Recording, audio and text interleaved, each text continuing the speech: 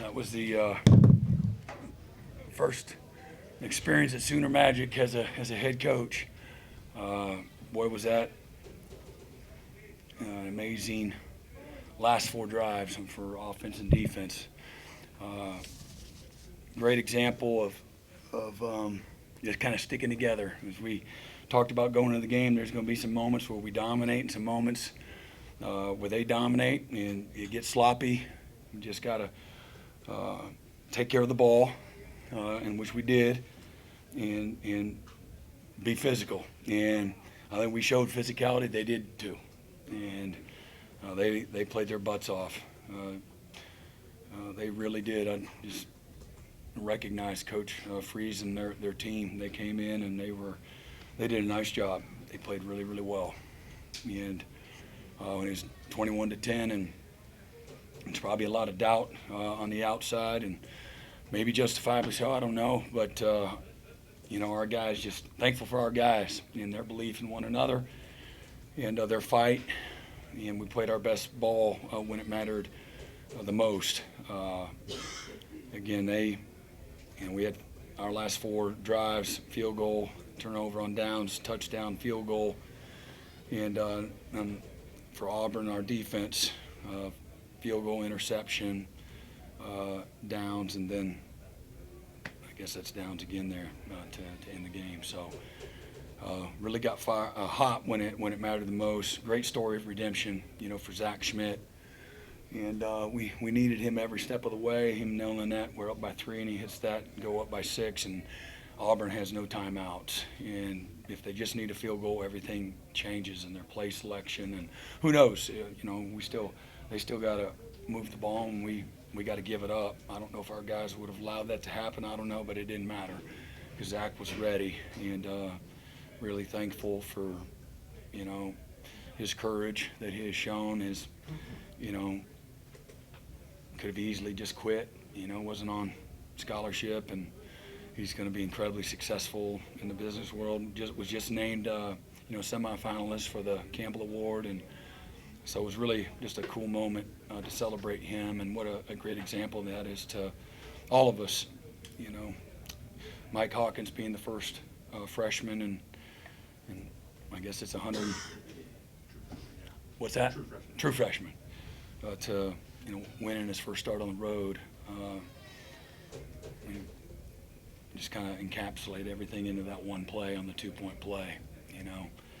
What a heroic type play, and just again thankful for victory, from victory, thankful for the leaders on this team, and we got to get better, and there's a lot, and I didn't take that away. We just got the 4-1, and our guys recognize that. The bye week comes at a good time. We got a lot of guys that are banged up, and they just kept fighting, but we got to get healthy and take on this next stretch. We'll have another bye week after that, so it's important that we get mentally and physically reset, emotionally, and get better. We got to utilize a very small window. We got to utilize it the right way. Luke Elzinga was fantastic again, and he flipped some fields. He was fantastic, and Kip Lewis, what a freaking play. Probably not talking in the same language had he not pick-sixed him there. So I love watching him play. One of his best qualities is he just loves to compete, and he plays with so much joy and happiness. When you're chewing him out, he's a happy guy. But a lot of fun, helping those guys celebrate some success. It was due. Brent, you mentioned that play. What to you was the most impressive part of the play that Kip made there? Again, he freed up a free hitter. It was his own blitz, and they're in an empty set, and so it's his own blitz. And so getting his eyes back, he's got to draw the protection to help free up, an unblocked rusher. And so he did it. He did that part of it, which is incredibly important. Otherwise, they slide to the, unblocked guy. They block the unblocked guy, and then the throw isn't forced, and he may not get it. So he was under pressure, and then he, what incredible. Well, he had the instincts of where to take it, and he wasn't going to get tackled. So, what did he go 60+ yards? And what a play! What a play! So fourth longest in OU history by a linebacker. So there's been some pretty good linebackers here. So Kip's one of the great ones. Brent, Mike's ability to come in today, true freshman on the road, there were some ups and downs. How do you feel like he did handling the boys, especially late in the game? Yeah, again, that's a pretty strong litmus test right there, right?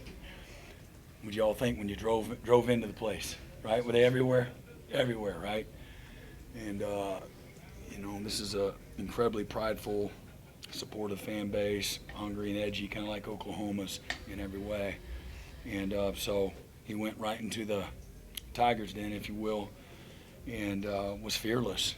Certainly not perfect, but he did a really nice job of not taking, a bunch of sacks. What'd they have on sacks for the day? They had 2, and he got out a handful of more. And what a ball on the. We've been waiting dog years for an explosive play. We finally got one, and cool for JJ too, because he's had some hiccups here like a lot of guys in the first part of the season. So great for him, and what a perfect ball. And they're playing man to man, and hey man, we just gonna keep letting people do that to us. Is it just sit back and eat your popcorn and watch people keep doing the same thing until we make people do something different. And so what a great play that was as well. But again, ran for 70 yards. That was a really good defense. They're a really good defense, and they're very multiple. I wouldn't say they did a whole lot, but they did more than any other defense that we've seen up to this point, structurally and schematically. They got good players, especially their front. They're really good. And thought our offensive line did a lot of great things. And, we still got to get better, but thought they did a lot of really good things. They picked up a lot of protections, a lot of pressures and things of that nature, twist. Did a really nice job. After the touchdown run to open, you guys said it took a while to get going again. Did you have any signs, or did you see any, like, in facial expressions or communications that something was coming in the There's fourth none quarter? no, just fight. Just fight. Nobody was hard to coach. No, there's no attitudes. Certainly no finger pointing. Taking hard coaching and corrections along the way, and talking about leaning on standards in the most pressure-filled moments, man. You got to lean on the standards of this program with your toughness, your effort, the execution, your leadership. And our guys did. They rose to the occasion. They kept just kind of hanging in there. It's 21-10, and when it went up, was it 21-7? Was it 21-10. Yeah, but prior to that. But anyway, 14, okay. And but 21-10, we needed to find a way to get back in a rhythm on defense. The first drive of the second half, they go 6 plays and punted, and then they come back and they have a really good similar type drive, 7 plays, 58 yards. We're not tackling, not fitting. They're running through us. Our coverage was just too loose. And then we got into a rhythm, and they attempted a field goal. They missed a field goal, right? They missed a field goal. Their third one, is that their third? They had 3 misses? Yeah, they had 2 back-to-back. Yeah, and what just shameful. I mean, we're so fortunate, there. That's just undisciplined. That's the coaches, though. That's us, that's all it is. No excuse for that. So sometimes, man, you gotta get lucky. You gotta be, where things work in your favor, and we were due. Brent, how much pride do you take in the fact that finally Oklahoma has a defense that late in games, Oklahoma's always had these offenses, and it's just hold on and see if you can keep them from outscoring you. But now there's comfort with fans, with players, and so forth. Yeah, I mean, again, the coach in me I always think about what, we didn't play very good, but we played amazing when we needed to. And so tells you that when you put it all together, even that 74, for all the warts or all the inexperience or whatever, we can still be a pretty good team when we play together and we play right at the right moments and complement each other. We got enough good players, and that's what, at the end of the day, that's what it tells me. And I'm proud of our guys. They've worked hard. They've invested a lot, incredibly deeply invested, in not in themselves as much as they are in what Oklahoma stands for on defense, and who we want to be, flipping the script and change the narrative and not be something that people make fun of and laugh at. And who doesn't like good, tough, physical, consistent, passionate defense? And it can be the heartbeat, of a locker room. And so they've shown a lot more of good than not through, again, the first 5 games. So, and again, those last 4 drives, man, they were outstanding. The goal line stand on the second drive of the game, that was just, man, you love it. It's 13 play, 74, 75-yard drive, and through all the sloppiness and just moments where you just want to hurt someone, right? I guess I got to say how what I really wanted to do. Man, they found a way, and I don't know what, 4th and like that, and we knocked them backwards, and so thankful for our guys. When you got down, you outscored them 17-0 the last 14 minutes. All the things you've talked about, the way you played, what does that do for you just as a head coach, sort of knowing you're on the right track? Yeah, I mean, it's affirmation for everybody that's invested, that you don't have to play perfect. You just keep fighting. You just keep hanging in there. At the right moments, you got to play well together. You got to figure it out, have each other's back, no matter what, good and bad. And this program, the foundation is built on the little things. And I know sometimes that doesn't sound sexy to people, but man, it is. And the little things like believing in yourself, and believing in one another, and fighting for each other. Like, that's got to mean something. And then, something that's bigger than yourself. And we talk about that a lot. And so how many people are counting on us. And so even if it's just for a moment, man, you bring so many people so much joy, not by just winning, but by how you play. And playing with the guts and toughness, it's incredibly easy to identify. You know it when you see it, and you know it when you don't. So, for me, I want victory for our players and our coaches and their families. I know, again, and there's things that are so much more important, all that. I get that. But, you literally do, and the wives do, the kids do, but you live and die in every moment. And so to see them through a lot of moments of overcoming, have victory, even if it's just for a few minutes till we get to the bye week and get started on what's next, and you can't put a price on that. It's invaluable. Brent, you talked about overcoming things. Yeah. Touchdown that was taken off the board. Your offense was able to overcome that. How big was that? And the penalties today, you guys are just uncharacteristic with the number of penalties. Yeah, we today. coming in today. We were number 1 in the conference in penalties in the SEC, and we did some things you can't do, and again, a couple false starts, and we had a hold, and it's at the point of attack. What I saw, I don't know, but we got to be better. We got to be better. We got to be more physical. We can't wait. For them to decide where they're going to be, we got to come out and we got to go strike people. Maybe we don't get a holding penalty there.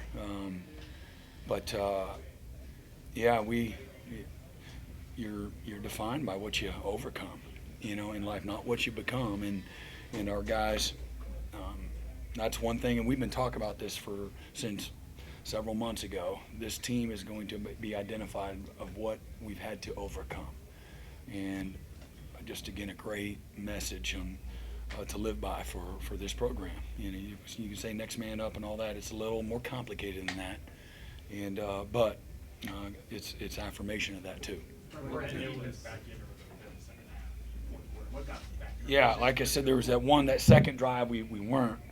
We were in the first drive, and then we came out and we looked like the defense I saw at the time. I'm like, who is this? Like, what is this? And it was just bad football. And I'm not taking anything away from Auburn. They did a nice job. And running back blocked hard. The line blocked. No, we got blocked. They blocked us way too much, and we missed point of attack tackles. And so we got to get better. I'm glad. I told the team I'm glad we get to do it. From victory. And I don't think guys were. But if you just lose just a little bit of an edge, if you don't respect every ounce of what the other team can do, if you just take, just for a minute, you take one, two hands off the wheel and you get one hand, you're asking for it. This game's too hard. The other teams are too talented. They got too good of players, and that you can't cheat this game. And so whether or not that happened, or we just played bad at times, whatever that was, and we got to coach them better too. We got to coach them better, and but just again, they did. Other than that, they got into a really excellent rhythm later, and some of that they got up 21-10. They got up 21-10, and so they're a little bit more, conservative, and I don't know. I'm not making excuses for them. I'm proud of our guys, but that might have led in, and at the end of the day, that's how we kind of got back in it. Brent, we got last question. Brent, I think Barry was joking earlier that R. Mason nicknamed him Mr. Crunch Time. We've seen now this game's the lane game. What makes him so good at the end of the games? Well, he's got a very instinctive, explosive get-off, natural, from a timing standpoint, and he's playing with a lot of confidence. Can really bend. He's got natural ability from a pass rush standpoint and how to create short corners. But it all starts by having a great get-off. Any great pass rusher, that's what it is. You got a great get-off. I don't care about all your hands and all that. It's going to be, they'll never call you a great pass rusher. And so it starts with that. And again, he's playing his best ball right now. And again, we've talked already about him being injured in the past and whatnot. But boy, that was huge. I was watching that last sack, and when the ball was snapped, I said, "We got him." And boy, it was good. And anyway, we finally got him in a position where he had to squeeze the ball, and that plays a part too. A good coverage leads to great pass rush, and so they were able to run the ball and keep us off balance for a good part of the game. Way too many drives, and they I don't know how many 2nd and 5s or 2nd and 6s we had, or 2nd and 2s. We were very inefficient on defense on 1st and 10 on the night, and something that we pride ourselves into getting into a great rhythm. And tonight wasn't it, but R. Mason was great. Did he tip that in?